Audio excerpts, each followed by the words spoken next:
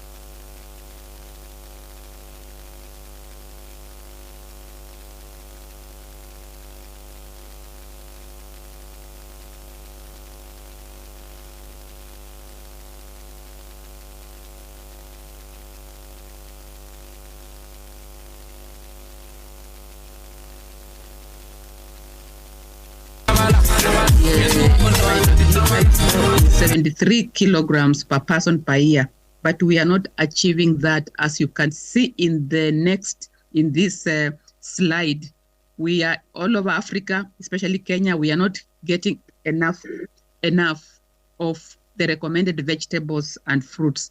And this has led to what we are calling triple burden of malnutrition, where there is undernutrition, there is overnutrition and hidden hunger. So we find between 40 and 60%.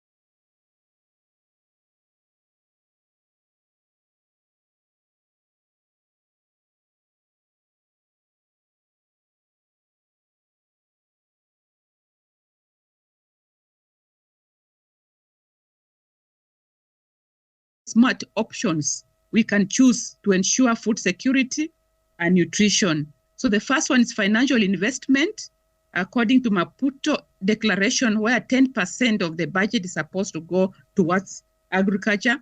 In Kenya, it says at 4%. So that's something to consider. Investment in technologies. Kenyan research platforms have produced a lot of technologies which needs to be translated into policies and also to end users.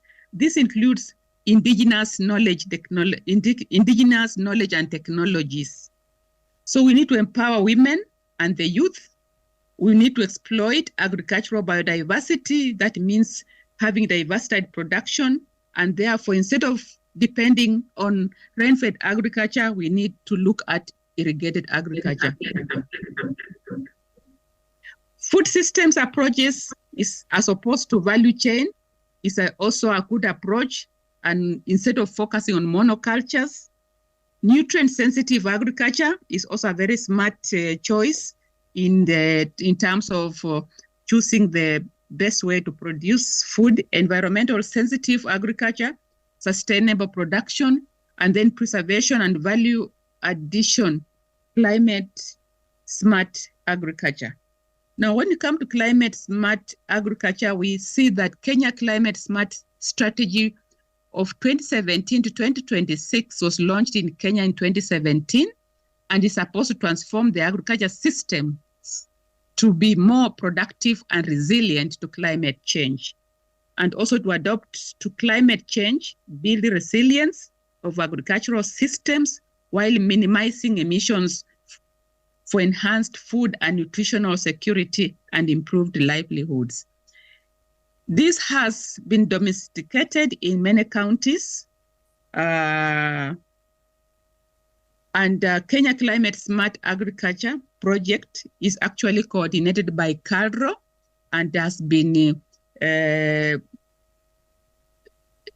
practiced or implemented in in 27 counties.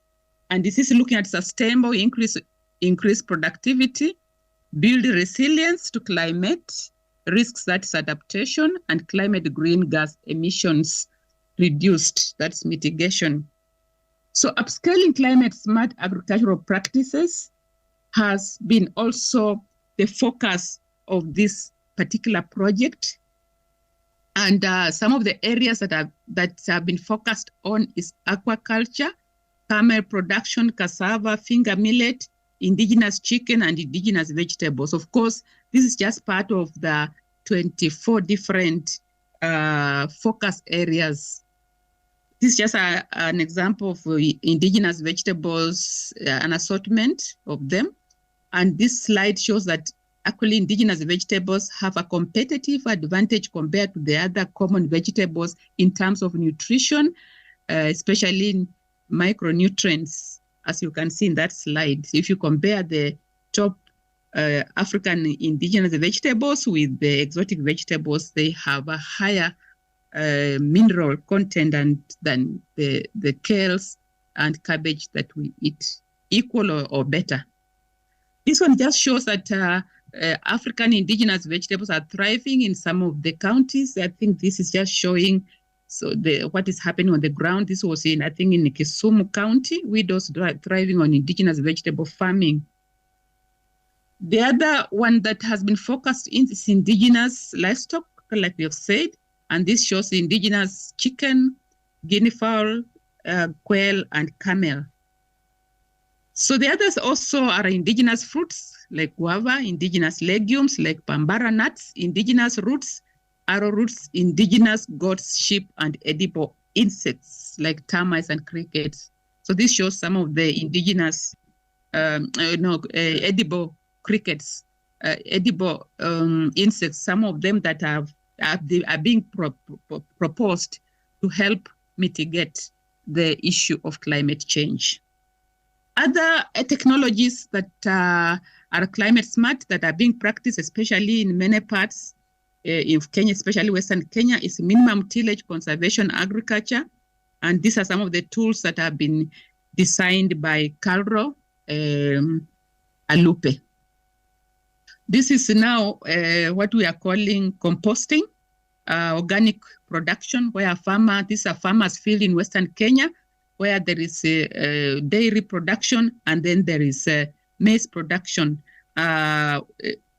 comparing the conservation agriculture and vis-a-vis the conventional agriculture. You see that the conservation agriculture is doing much better. If you look on the right, it's my right, and the left there, we have two fields being compared. So one is practicing conventional, and then the other one is conservation. The conservation agriculture is doing much better. Then we have vermiculture. Vermiculture is a technology which was developed at J.K. Watt and is being used. This is earthworms being used to make compost. And then we have different pesticides, biopesticides, which are coming from foliar plants, like this one shown here. Like there's chili, then there is tithonia leaves. Then we have a striker with technologies, push and pull. And then there is also a fungus that has been developed called toothpick that can be used to reduce striga, which is a big problem in maize plantations in Western Kenya. Then we have agroforestry in soil protection.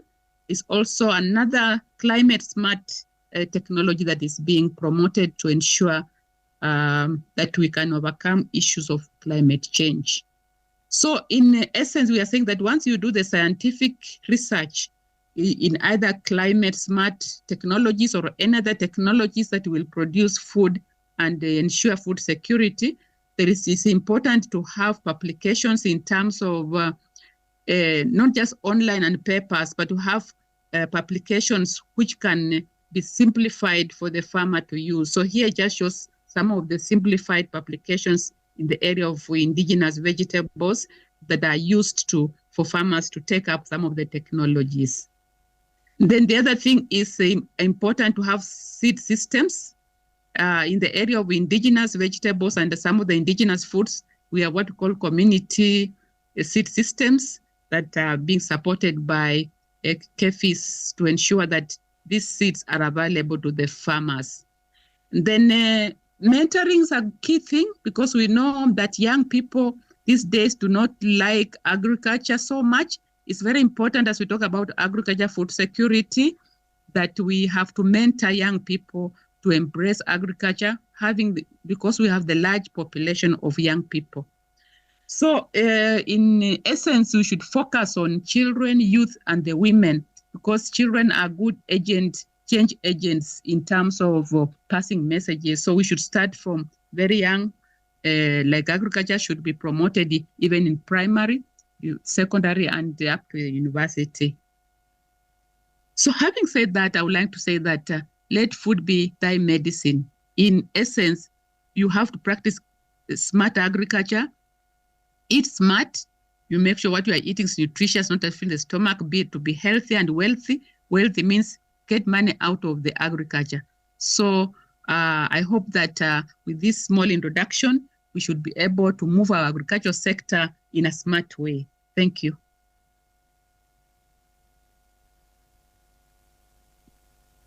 Thank you, Prof.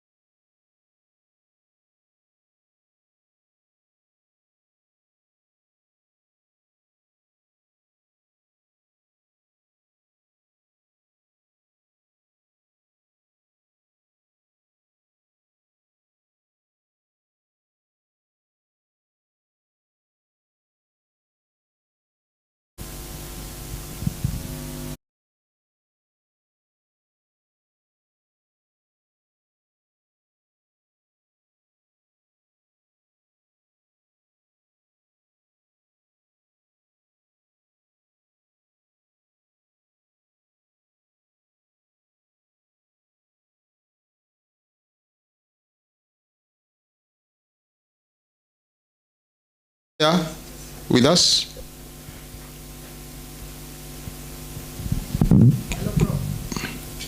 Hello? Can you hear? Now I can hear you. You can hear us? Yes, I can hear. Though it is cutting, but I can hear. I can hear you. Okay, so we just want to ask a few questions from wherever you are. Maybe you can clarify. Do we have someone with a question for Professor Mary?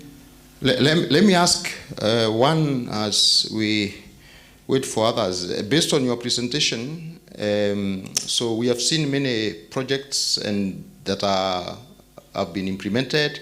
We have others that are ongoing, and also with those projects, so many technologies have been rolled out there. But unfortunately, Kenya has not broken the cycle, the 10-year cycle of drought, hunger, and malnutrition. If you follow up from 1980s, 82, 84, 93, 94, there are 2000, and then 2010, and now 2022. This is a cycle that has never been broken, in spite of the fact that a lot of funds have been implemented by both government and non-governmental organizations. What do you think is our problem in Kenya with regard to food and nutritional security?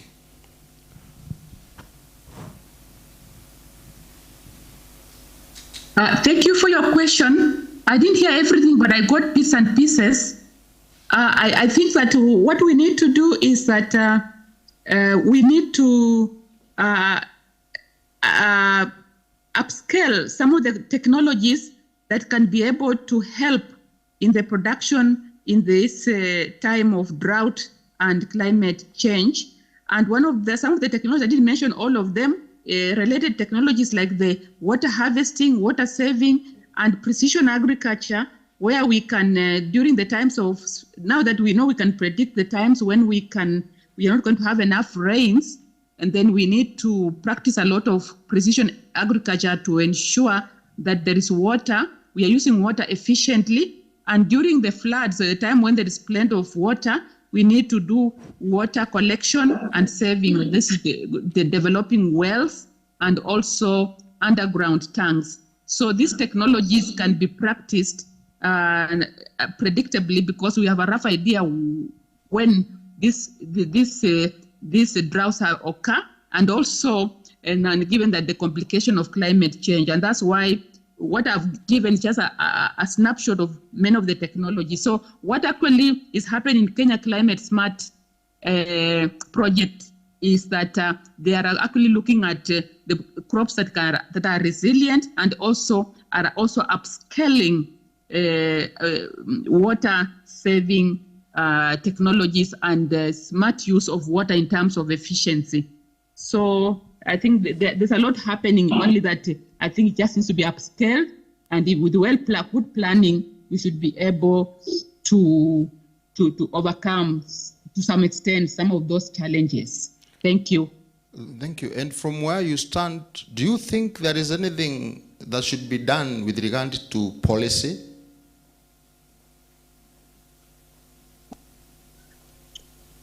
No, first of all, I want to say that from where I sit, Kenya has the best policies. Like what I've said, we just have a Kenya Climate Smart strategy, a very good one. So what is important is to invest in those policies and implement them. The policies, we have had the good policies. In fact, other countries have even taken our policies, implemented them, and succeeded. So the weak point for Kenya is that we need, whatever we have so far, we need to invest in, because we have a policy, you have to put money in that policy and implement it efficiently. So that is my comment. Of course, I'm not ruling out improvement, but what we have so far have not been implemented to realize, to address the existing problem. That's my reaction. Thank you. And do you think the universities and the research institution have taken their right place in ensuring Kenya is moving forward in the area of food security and nutritional security? The universities are charged with creating knowledge and disseminating knowledge. What the universities have done well are development of knowledge, of technology, that's creating knowledge. They have developed a lot of technologies.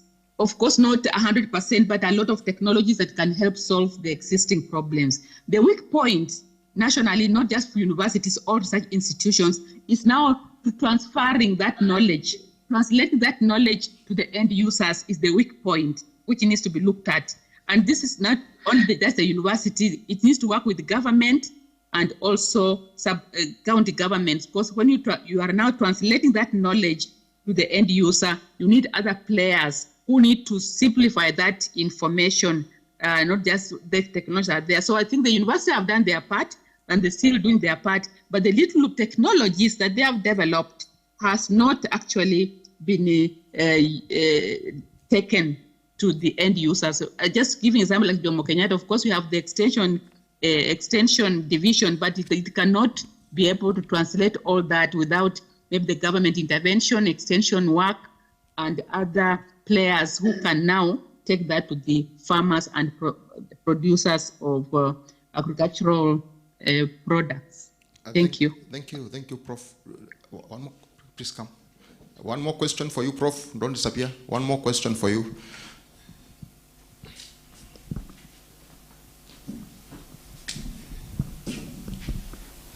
Great. Thank you, Prof, for that wonderful presentation.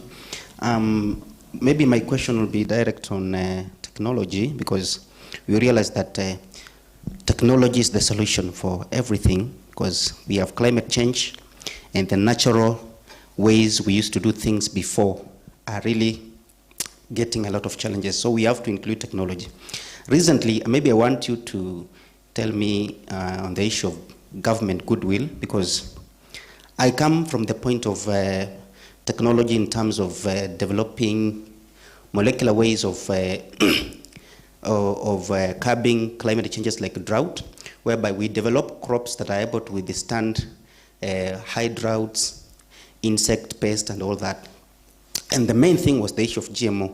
What is the government doing? Because I saw last time GMO was being actually, in court, and I feel there's no maybe goodwill from government whereby researchers, universities, and private researchers should be given position to be able to be in that matter and help, and not just any other person. What can you say on that? Because it's a solution. Thank you. I'm sorry, I didn't hear the question properly. It kept on cutting. I don't know if the internet or is on my side. I just had bits and pieces of it. I didn't hear the whole question. Sorry, Prof. I don't know if it was a question yes. about GMO and government intervention, whether there is a goodwill.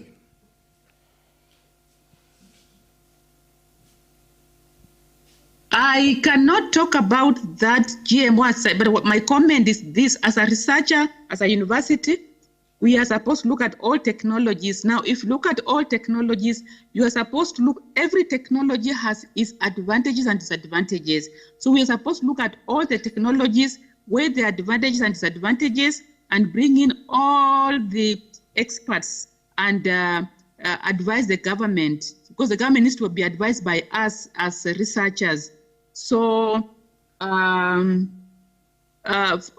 it comes to GMOs, I am not an expert in GMOs, and I think that I believe that the government should, if it has not, because I was one of the contributors to the government when the GMO issue came in, and I gave my stand in terms of the disadvantages and advantages of this. And my take was that the GMO is not the best solution. It will not solve the problem, but we have rich biodiversity, like I've explained, that has been identified as climate smart technologies. So as a technical person, these GMOs needs to be taken with caution, according to me, from where I sit and what I know as an agriculturalist. But we need to advise government, and government needs to consult or to listen to the experts from all walks of life, whether they are pro-GMO or not pro-GMO, with facts and also with evidences of what to say. But my take is that GMO will not solve the problem of food security and nutrition in Kenya alone. There must be a lot of, it should be a multifaceted kind of approach. That is my careful answer. Thank you, Prof, for that answer. We have heard you. We want to thank you for making a very clear presentation. We request that you allow us to move to the next presenters. We thank you for your presentation once again. Thank you. Thank you for engaging me. Thank you.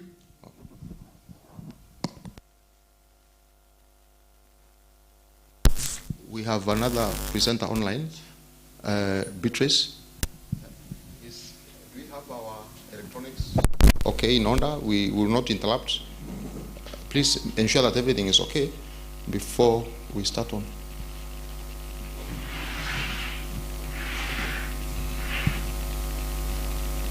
We need to have a continuous flow without any gaps.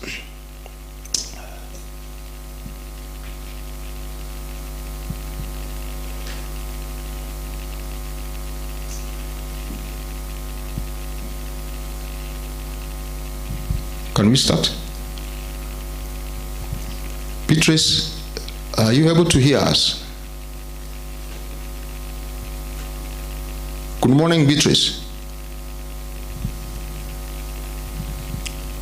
Good morning, Beatrice.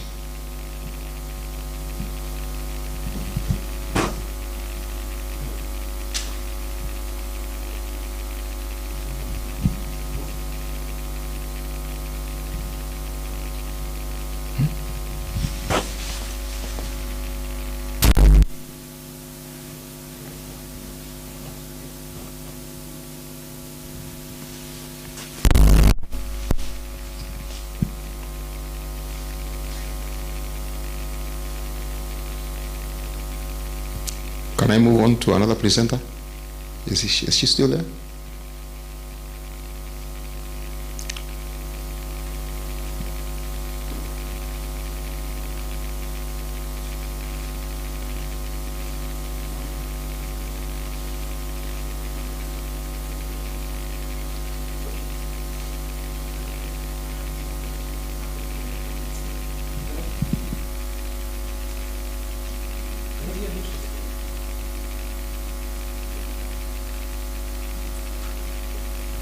I think you can chat with her.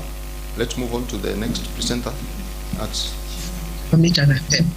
Yeah, but we have to say what I said, so we cannot wait.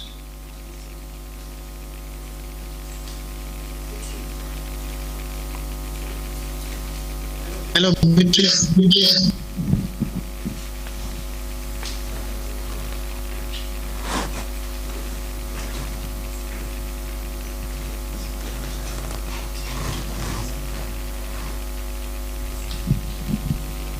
Please allow us to move on to the next presenter. We have to manage time. She is not on the schedule, our schedule.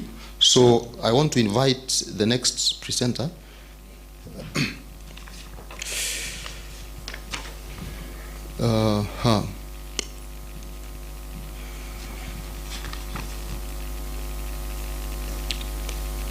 Gaira, please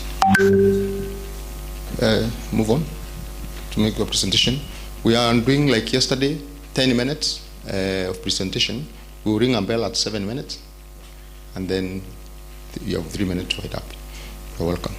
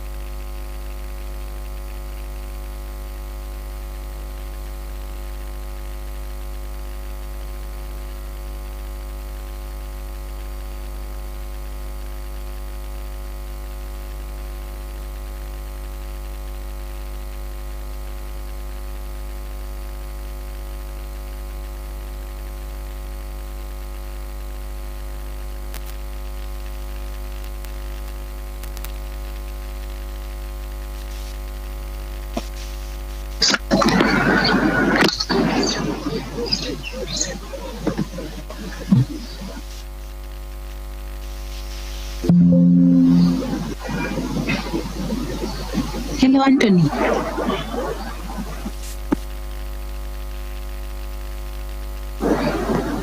Yes. Morning, Beatrice. Good morning. Sorry, we were moving on, but if you are there, you have 10 minutes to make your presentation. Okay, Daktari. Okay. Will you go ahead? Anthony, can you kindly display my presentation?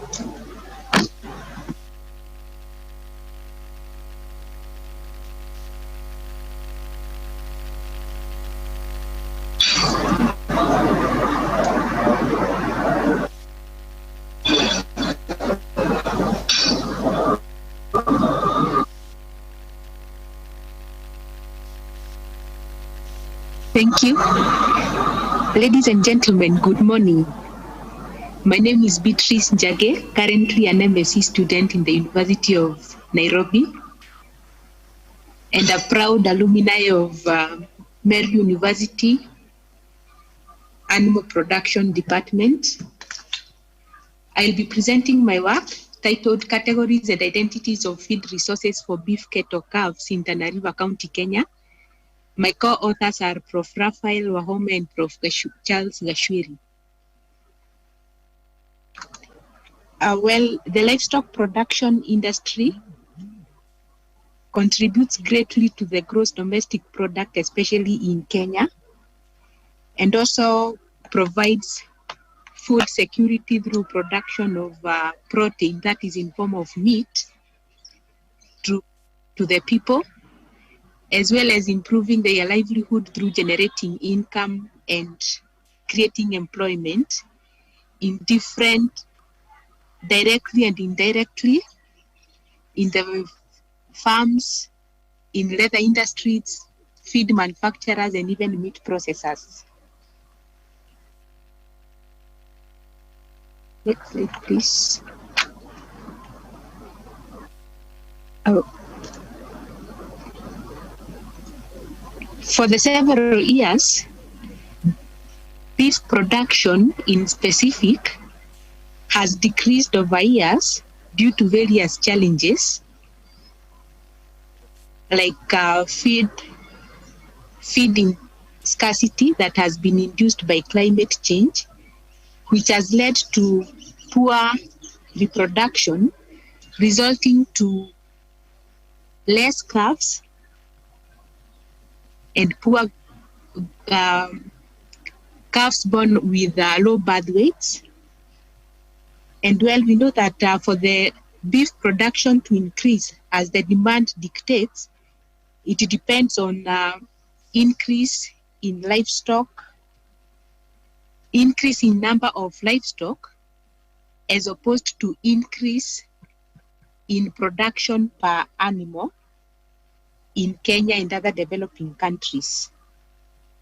This means that to sustain the beef production in Kenya that will meet the demand, it means there needs to be consistent production of calves with good growth rates and that are surviving to maturity. As well, we know that the growth and survival of calves depends more so on nutrition, which is determined by the quality and the quantity of feeds offered. And good calf nutrition results to high growth rates, decreased mortalities and morbidities,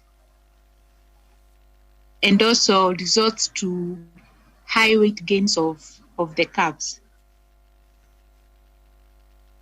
Calves needs both liquid and solid feeds. The liquid feeds being colostrum and milk, and the solid feeds being the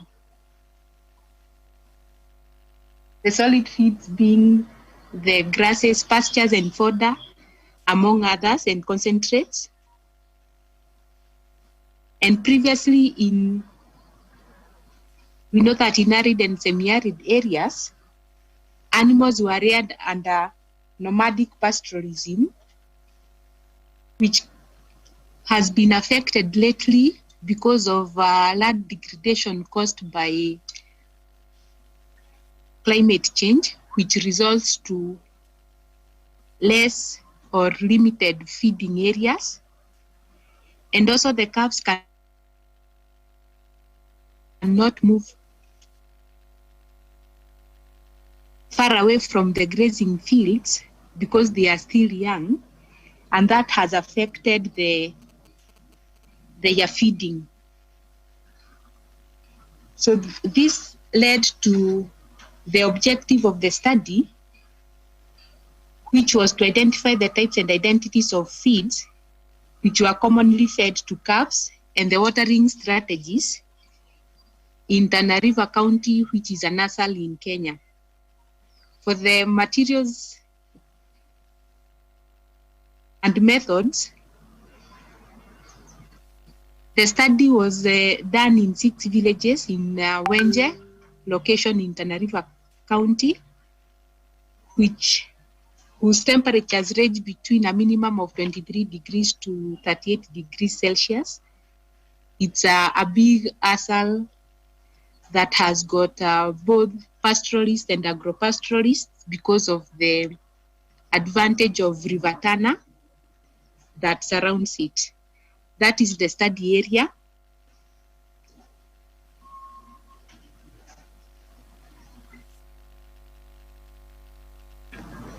For the data collection, we used a formula of Cochrane formula to generate our sample size, which was generated from farmers who were rearing calves at the time of the study. And our sample size was 68 main households. And data was collected in 28, 21, and 11 households in Wenje, Hara, and Maroni sublocations. This was done by surveying the households with calves up to 12 months old. The calves were to be either in the compound or within the grazing fields, and we skipped a house or two to increase on data variability. The data was analyzed using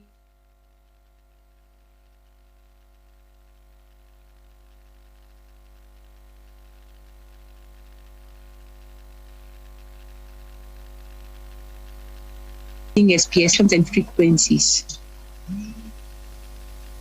On the results,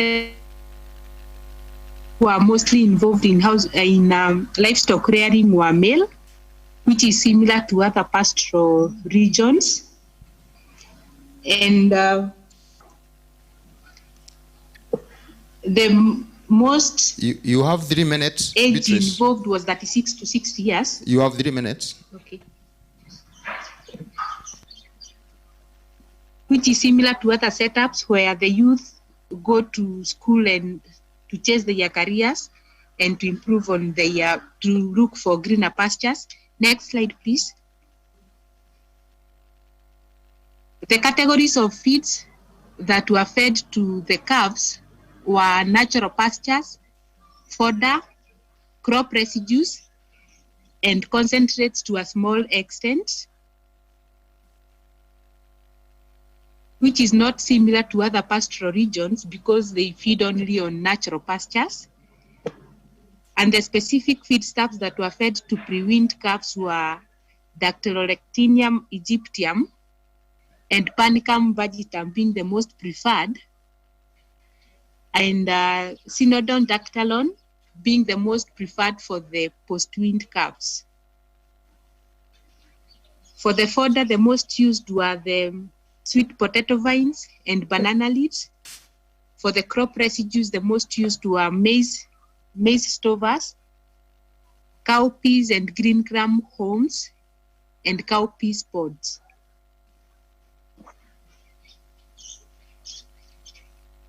In the watering strategies, only a small percentage, about 3.3%, watered water to the calves ad libitum, which is recommended. Most of the farmers fed their water once per day as they walked along the river, or providing them with their jerry cans. For the feeding strategies, as we know, most of in pastoral areas, the pastoralists are expected to graze their animals, but in Tana River, the pastoralists were cutting and carrying grasses from the agropastoralist lands because they didn't have a water source near them.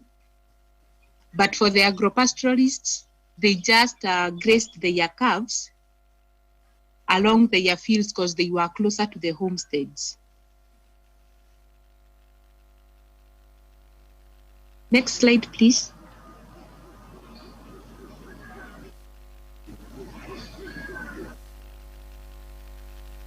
Same to the roughages. For the pastoralists, they fed them, they didn't have consistency. The calves were fed on based on availability of the feeds, and majority fed them either once or twice in the pastoral villages like Hara and Bula, but for the agropastoralist farms, they fed them at least on daily basis. Time is up, Beatrice. Please conclude. So to conclude, there was an issue with calf feeding. The consistency in feeding, the feed quality offered to the calves and the feed quantities offered were inadequate. Watering was not done ad libitum as it is recommended, and that could be resulting to poor growth rates of the calves because they don't attain the nutrition that is required. And we recommend from the study that farmers would adopt different strategies that would ensure consistent supply of quality and quantity feeds to the calves, either through fodder conservation during the years of plenty or through fodder production and ensilation of the produced fodder for future use, which would ensure that the calves have got proper nutrition, either during the dry or the wet seasons. Thank you for listening. That's the end of my presentation. I welcome any question and comments. Thank you, Beatrice. Thank you. Do you have any question for Beatrice? 1, 2 questions? Somebody from that area? Are you able to hear us, Beatrice?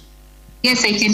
Yes, I can hear you. From your study, is there one area or one of the location or ward that you found doing well in utilizing some of the strategies you have mentioned?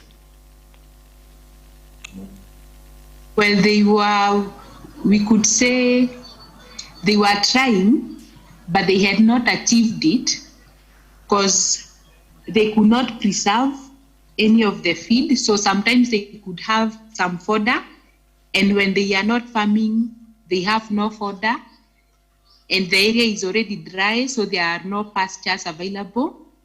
So you could find calves feeding on maize stovers, which has got less value nutritionally, and the growth rates also, even from the body scores, were generally poor. Oh, but is there a specific ward or area you think performed better than the others? Yes. Which one? Kipendi. Kipendi followed by Maroni performed better than the other villages. Okay. Those were agro-pastoralists villages, yes. Okay. They had other alternatives, eh? Yes, they had other alternatives. Very well. Another question for Beatrice? Beatrice, because of time constraints, we thank you for making that presentation. We will interact with you later, and you are doing very well. Thank you. Okay, thank you.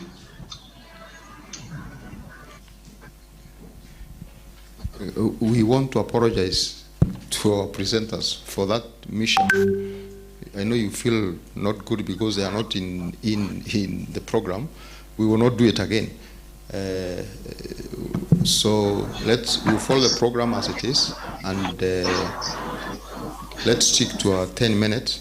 You know, I'm very unfair to those who are presenting physically here because I strictly follow time and the instructions. So let's stick to that so that we are able to finish today and finish in good time.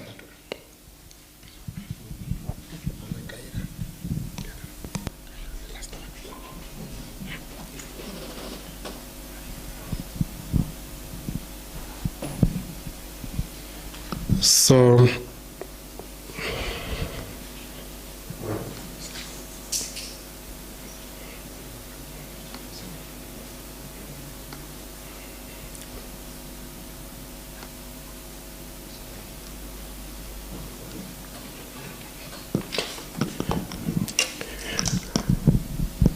good morning, everyone. My name is Victor Ngaira. I'm going to present on entomoculture as a sustainable source of chicken feeds, income generation, and organic waste. My co-authors are Professor Ruben Mosi of Jaramogi University. We have Professor Wambui, Wayua, we have Ochieng, all from Calro. This is a collaborative research between Calro and Jaramogi Oginga University African Center of Excellence in Sustainable Use of Insect for feed and food. Now, the theme is on food security, and as Professor Ambuza has said that currently about 2 people in 10 people are food insecure, and in Kenya, by the end of last year, around 4 million people were food insecure. So what are the ways we can come up or have kind of to mitigate against this food insecurity? As you mentioned, one of them is use of edible insect. And in our case, we're looking at use of edible insect as far as animal feed is concerned. So that's part of my introduction. That's my outline. And as a part of the introduction is that the high cost of fish meal has made researchers and policymakers to look for ways or alternative ways of coming up with more kind of sustainable feeds for use in livestock. And insect meal is one of the best alternatives.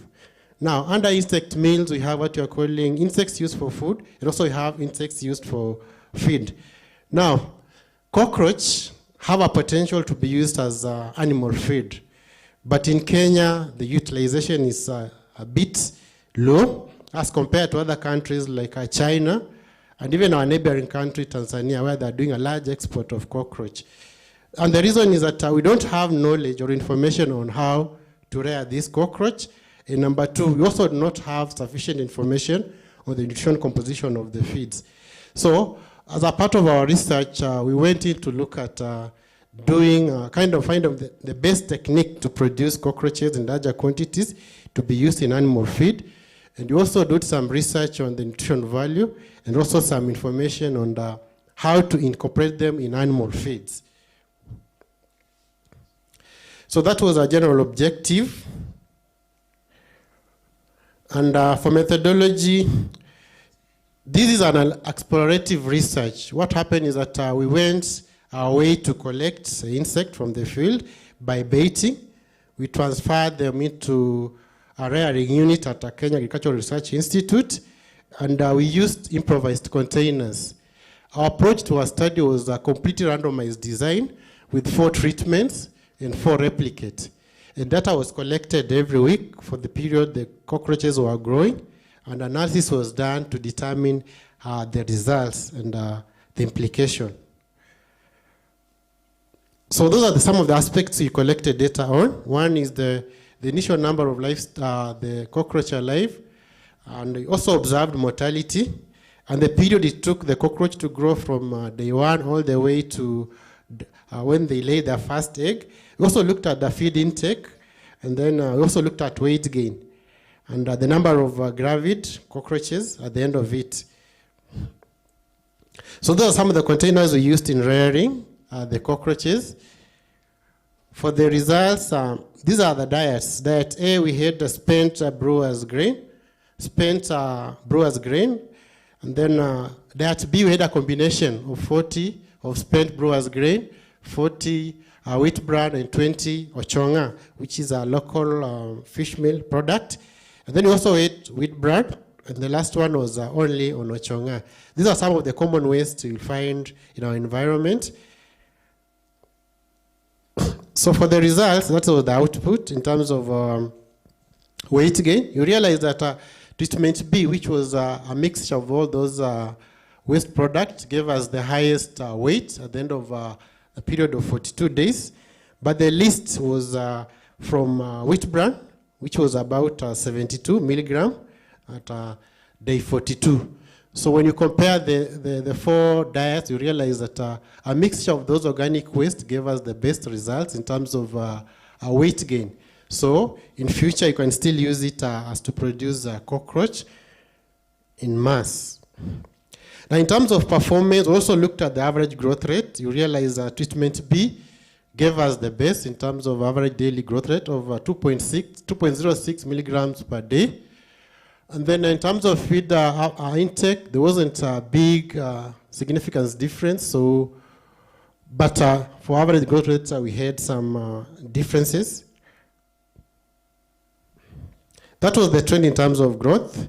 It was progressive until week 3 when it went down, but also shot up again. I think they were preparing for the period for production because most of them matured at week 6, which was 42 days, is when they started laying their eggs. Still on the average feed intake, there was a progressive intake as they grow, which is obvious. Now in terms of mortality, you realize that we had a high mortality for treatment A, which was basically the brewer's waste alone. And then the least mortality was from treatment B, which was a mixture of all of them.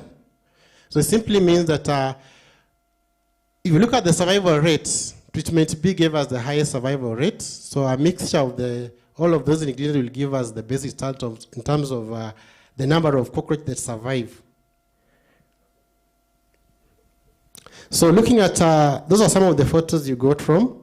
Now the difference between a mature cockroach and the nymph is that a mature cockroach will have wings, but the mature one will have will have no wings. So we also look at the nutrient composition of the adult and the younger cockroaches, and you realize that the nymph had the highest protein content, also the higher crude fat content. They also have some calcium, which is very good for non-ruminants. They also have some fatty acids, and the highest you can see, it is oleic acid, although we need linoleic acid in chicken feed formulation. You also looked at the amino acid profile, and you realize leucine was the highest, while methionine was the least for the essential amino acids. Sorry for that. Then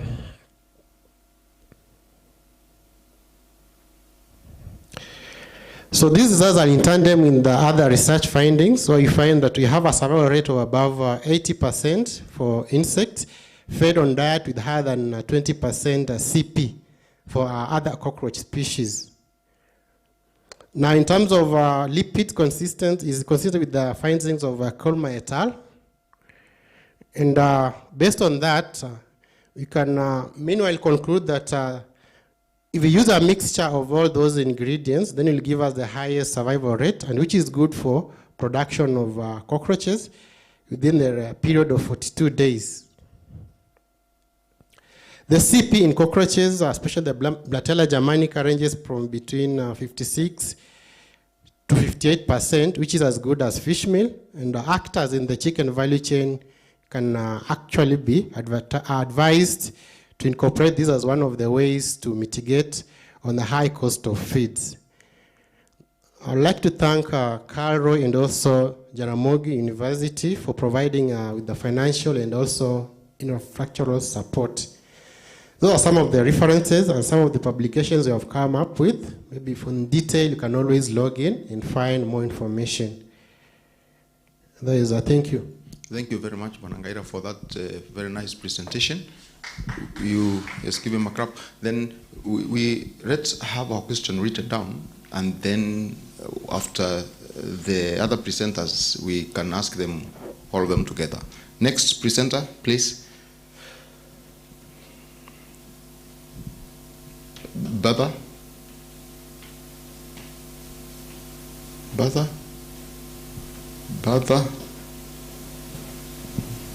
An investigation into the paradox of food security, foods and droughts in the Lower Tana River region.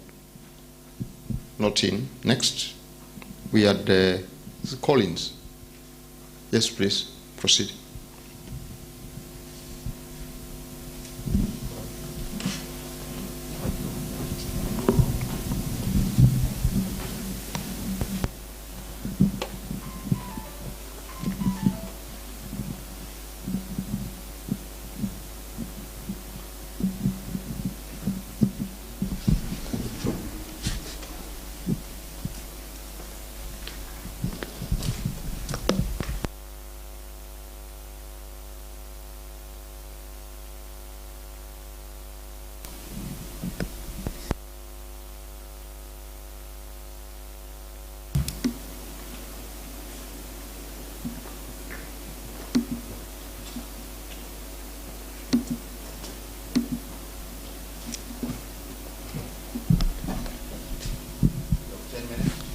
Thank you. I'm Tomito Collins, and I'll go direct to the gist of the day. My presentation, I was doing a research on molecular identification and characterization of natural fruit pulp in constituent juices in Kenya. And then those are my supervisors, Dr. Gashoka Kennedy, Dr. Murira Geoffrey, and Dr. Mburu Kenneth. Okay, so you realize that we have juice as a very important aspect in our diet, and you can ascertain and say that surely even when you eat your food in the morning, afternoon, and evening, you can't miss a fruit somewhere. And so you realize that in this current world we have a lot of climate change, and fruits, when they're being produced, they are seasonal. So you cannot get mangoes all through. You cannot get oranges all through. And that's why the issue of processing came in, so that we can be able to increase the shelf life of these fruits, because we need them in our diet. We are told that fruits have very, very important bioactive components which help our diet. Many people nowadays, they are running all over. When you go to these in towns, well, you know, people have tried to, you know, make things and say when you take mango juice, it has this particular of this bioactive component which helps to serve on cancer and all that, and people are running for them. And this issue, when it came in, you realize that we have an issue of frauding. That is one, and two, health. As a processor, Collins Tombito as a processor, because I know you need these juices. You, as a consumer, you just want to hear it is smelling mango juice, it is smelling orange juice. So, but is it really mango juice? Or is it just a concoction? And that's why Kenya Bureau of Standards, the one I was working the research with, said, as a regulator, we must come up with a technology that we can be able to help consumers be able to realize if surely whatever content you're buying in that supermarket shelf is the 100% fruit juice they are saying, the 10% fruit juice they are saying, and they have declared. So, number of course, the number of fruits that are being used for fruit juices, you can see there are mangoes, oranges, strawberries, and many, depending with your whatever your favorite. So the search for healthier diet has increased the demand for processed fruit juices in Kenya and globally. But again, we have the issue of adulteration of these fruit juices, which brings us serious concerns in terms of health, because if you're taking natural fruit juices, which is 100% produced and processed, just 100% fruit juice, and that's what they are telling you. But somebody has made chemicals in the lab and mixed an artificial flavor and put in that packet, and you drink. So those are some of the technologies that we came in with, and that is under my problem statement, that when a fruit is intact, you can be able to say this is a mango, this is an orange, and this is a strawberry. But the processing them into a juice, people can mix with water, people can mix with other concoctions just to meet their economic value, because fruit juices in the market shelf, in the supermarket, they have a lot of, the price tag is very high. And me as a processor, I can just mix concoction and put more packets of juice there, and I get my money. So the analytical methods have been there testing such fraudulent cases that have been there. Some of them are very expensive, and some getting them is not easy. So I came up with a method that is using molecular methods, the DNA technology, to be able to determine this adulteration. In my research, I was asking, can DNA be extracted from processed fruit juices?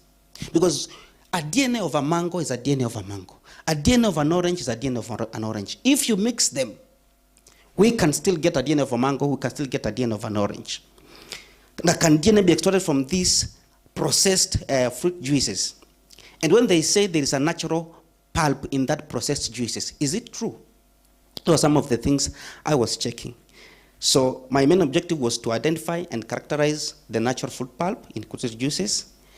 And then the specifics, they were to optimize a DNA extraction protocol and a PCR protocol to be able to establish the presence of these processed juices. So in my justification, you realize that it is true. We have a lot of adulteration. We have a lot of people having issues with allergenicity with some of these food products. And right now in Kenya, we have those cases with us with food problems. You can ascertain that in his high schools, in big hotels and all this. So the methodology, I collected samples. I selected different areas in Mombasa, Nairobi, and Mount Kenya region. And then I took those samples in the lab. I did DNA extraction, and then I did PCR, as you can see there. So the method that I was developing here, you see that when you process fruit juices, when processed fruit juices, there are additives they add. And these additives may affect the effectiveness of a method to get DNA, because DNA is very sensitive.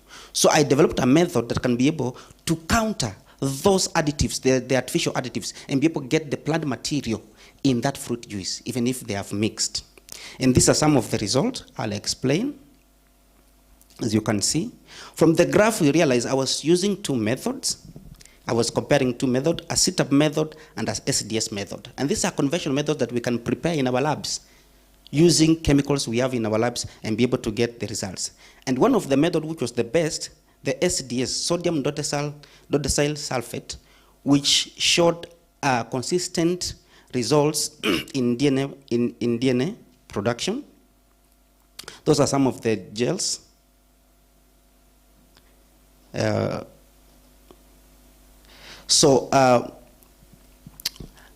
One of the methods, the SDS method, was able to give me best DNA that allowed me to go to the next process, which is PCR, to be able to amplify that DNA, so that I can be able to use the DNA to say there is a natural plant material in this juice or not. Okay? Those are the PCR results. You can see the quality of the DNA. Can look. So as I conclude, I can say I realized from those products there was presence of DNA in those juices. But the challenge that was there, which I can give somebody to continue with because of issues to do with financing and all that, we need to go to the point of quantifying. Because if somebody says there is 100% fruit juice, we need to quantify and say, surely there is 100% fruit juice, so that I don't mix water and 10% of juice, or rather 50% of juice, and I sell you at a higher price. That is frauding. So we need to find a method whereby we can quantify and say, surely it's 100% fruit juice. So that is me. Thank you. Thank you.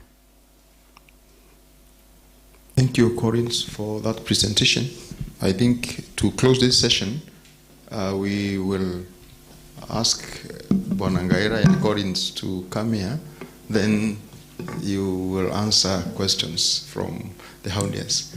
So can we get some questions for Gaira? He's rearing, he wants to rear cockroaches for chicken fins. I think I am getting, we can do anything, even a chameleon that I fear now, we can grow it and grind it into something. Yes, microphone please. Okay, thank you for your presentation. I realized the cockroaches, you're rearing them for the chicken, right? Have you ever thought of reducing the food chain by maybe rearing it for human consumption? I know China have been doing a lot of research on cockroaches. There's one on milk. They say the white stuff on cockroach is very nutritious for infants. So other than us going through the cockroach, chicken, human, is there a way we can just go cockroach, human? Yeah. Thank you for your presentation. My question is to Dr. Ngaira. So on the entomoculture project, I was curious about the method of baiting that you used for the cockroaches and where you obtained them from. Also on the same issue, I would like to know the quantity that you recommend for use on the nutrition of feeds.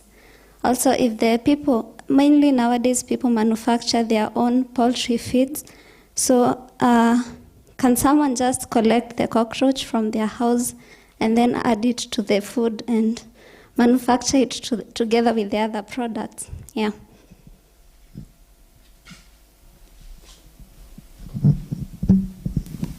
Thank you very much, our presenters. This is very informative, Gaira, for the cockroach menu. It's a eye-opening that we can use these insects for feeds and food. In fact, now the matter is how do we diversify food sources, particularly protein. It's a problem. But I have two questions for you. One is this German cockroach. Do you have other types of cockroaches, or you specify on this German? How does it look like? Is it important or is it local? Our local cockroaches candidate for this, and how did you arrive on this? Then the other question is, in which form do we feed them to chicken? Do we go to process them further, or you can feed them when they are raw? You catch them, feed them, multiply them, then release them to the chicken? Or is there a process you take these kind of insects? Thank you. Thank you. Can I ask a question to Collins? Yes, please. Okay. Note it down. I wonder, you talked of, because you just, through your method, the PCR, is to say there is fruit in this juice. And you said that you are recommending methods to be discovered of determining concentration of juices. Are you sure there are no methods of determining concentration of juices which exist currently in the market? So are there no methods, or you are looking for quick ones? But to me, I think there are methods of determining these concentrations. And the food scientist here can attest to that question I'm asking. Thank you.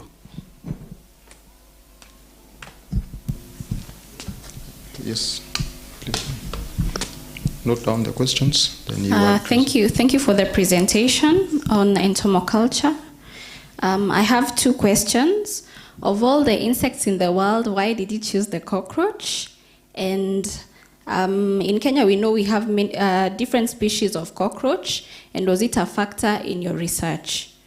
Thank you.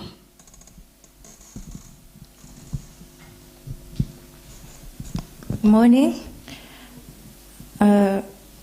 You talked about the high cost of feeds. I know for a bag of layers right now, it's about 3,300 from the best manufacturer in the market right now. So how much of cockroach, for example, if I wanted to substitute what you've said, the fish meal, how much of cockroach should I need, and vis-a-vis, how would it play out with the end product as the cost? And you were comparing it with fish meal, but protein source can also be from plants.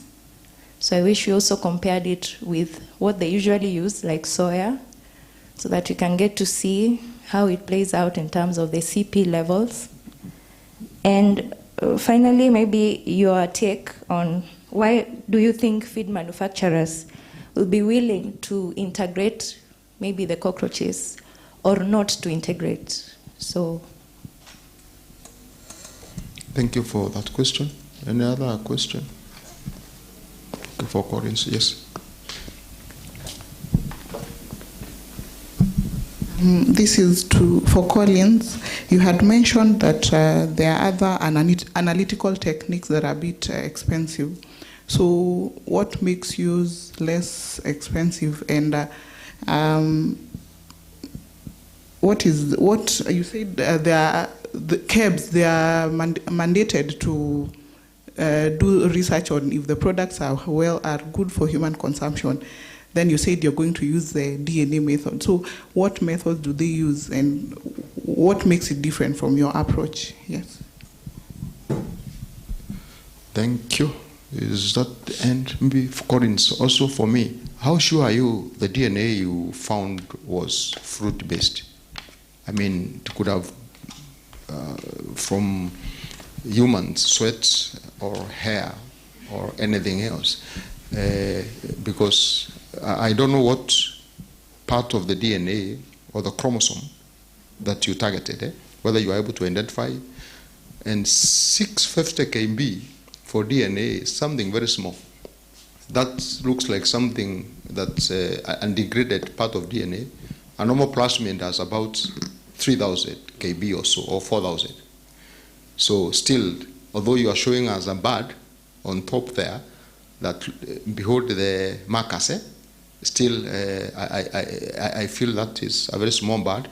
So that could be part of what gets degraded, especially because of the chemicals that you mentioned. But then we are not sure whether that is a fruit-based DNA. Thank you.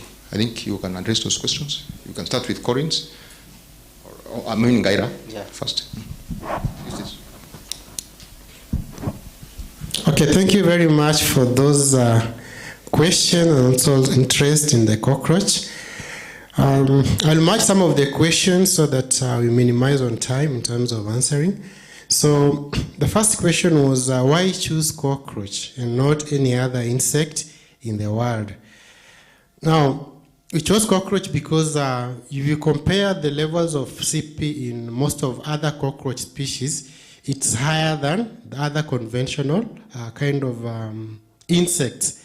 And then number two, cockroach can feed on almost everything, anything available, And even you go to literature, they say that if you have a high infestation of cockroach in your house and you're not controlling, sometimes it ends up even feeding on nails of children, So they can literally feed on anything to survive. And that's why the reason why we chose it is it has a higher survival rate. And then number two is why German cockroach and not any other cockroach. We have over 5,000 species of cockroach, but the most common one is the German cockroach and the American cockroach. We have the Oriental cockroach, Argentine cockroach. Those are the most common ones.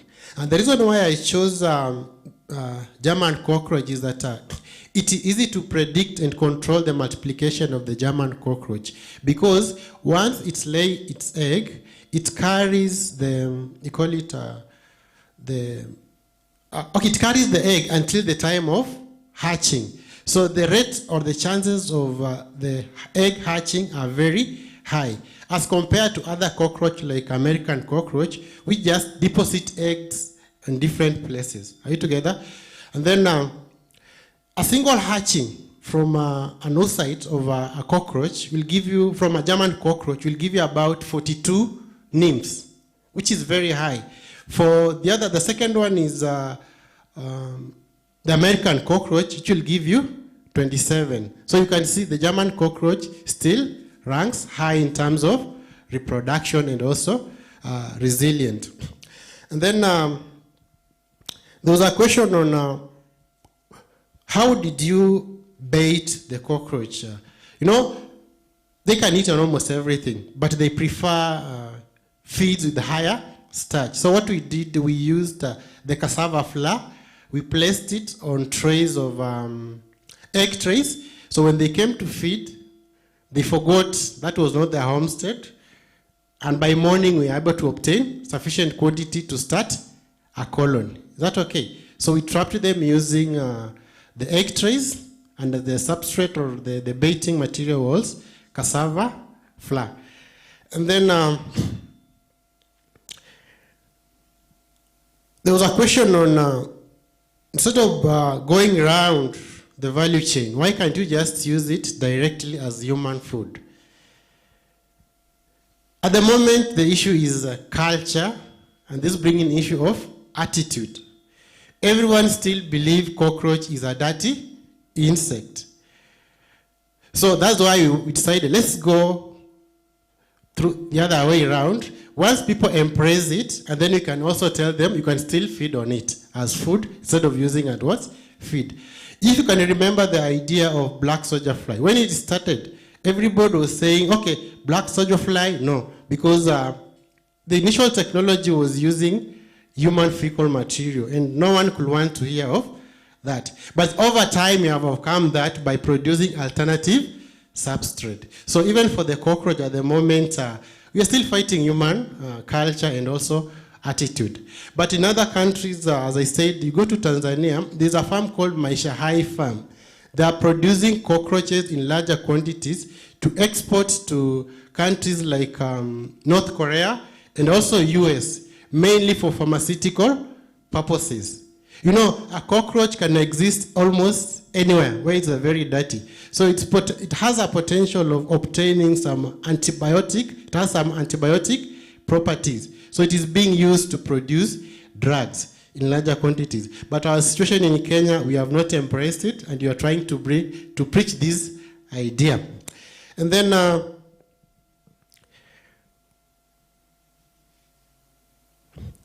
methods of feeding cockroach. One is that naturally you'll find a chicken forage within a field. They feed on different varieties of insects. So one way of feeding the chicken on cockroach, you just give them live, they will still feed on it.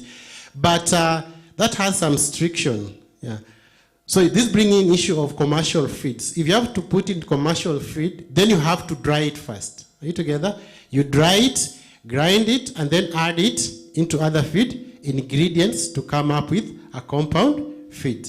So there are various ways of feeding it. And then the inclusion percentage, it can go up to 50%. Currently, we have done a study for up to 50% substitution of fish meal, and it has worked. Yeah. So maybe the time we can look at how much, can you go beyond 50% of fish meal in chicken diet? And you are only using fish meal because it's an animal protein. Most of the time you substitute animal protein with animal protein, and then a plant protein with a plant protein. Are you together? I think I've answered most of the question. I didn't see, when you presented your data, I didn't see figures of cockroach here when you did the analysis and fish meal. Were they side by side? No. We wanted to compare to see that. Of course, we know you are doing it, comparing it with fish meal, but it would have been good for me to see CP 4.5, 6.4. So, but it's very well. We give Gaira a crap. He's done very well all the way from which part of Karo? Karo? I've come from Karo and Naivasha. Oh, very well. We have Beatrice. She's not here today, who also is working on something in the feed. Okay, Collins. Thank you. Thank you very much. I had a number of questions. I will start from the first one that was asked.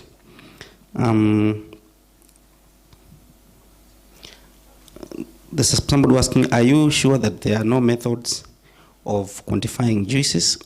Well, maybe I can say,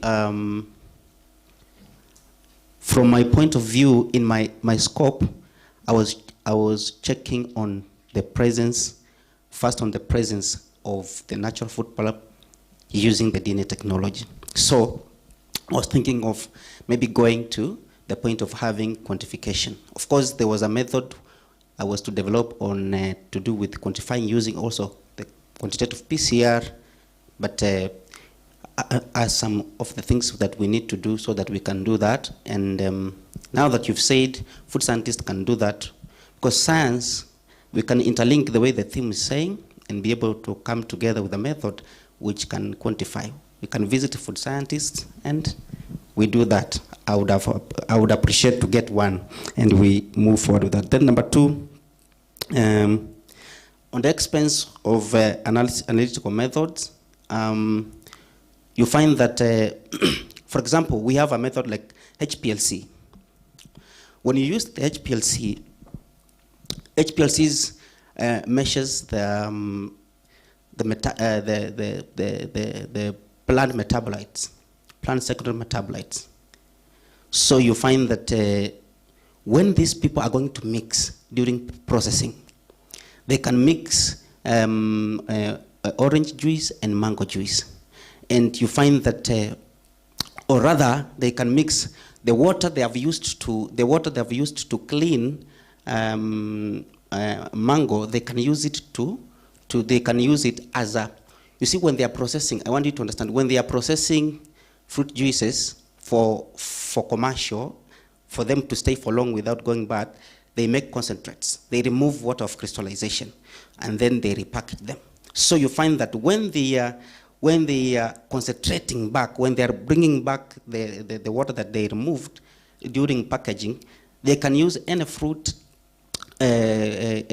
juice water. So you find that HPLC cannot be able to differentiate that.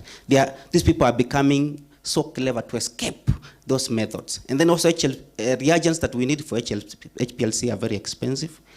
For example, when we go to a PCR, the method I was using, you use the conventional DNA extraction methods.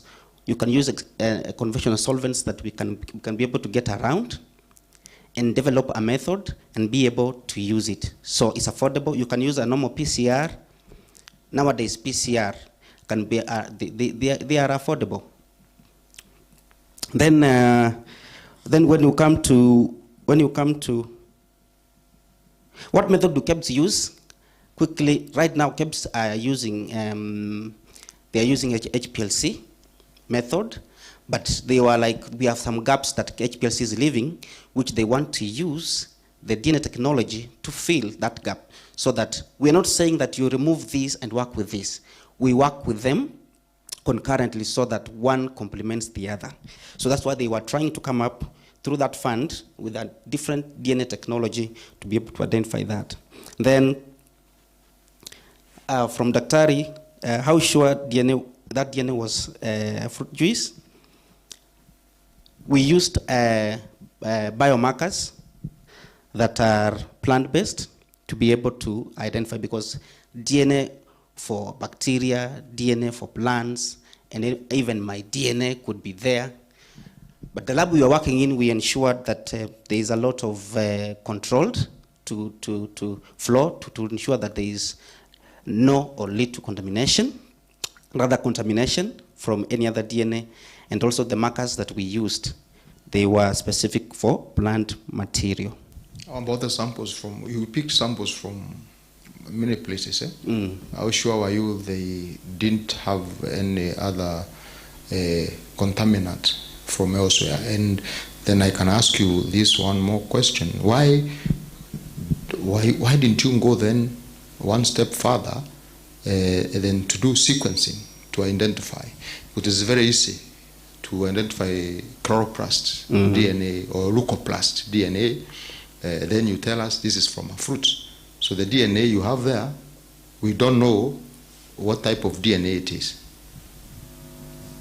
Okay, for me, I can say I know the DNA from my research, okay, Daktari, that because we used the biomarker like the chloroplast, we used the chloroplast primers, and those ones were able to capture, because they are markers which have specific regions.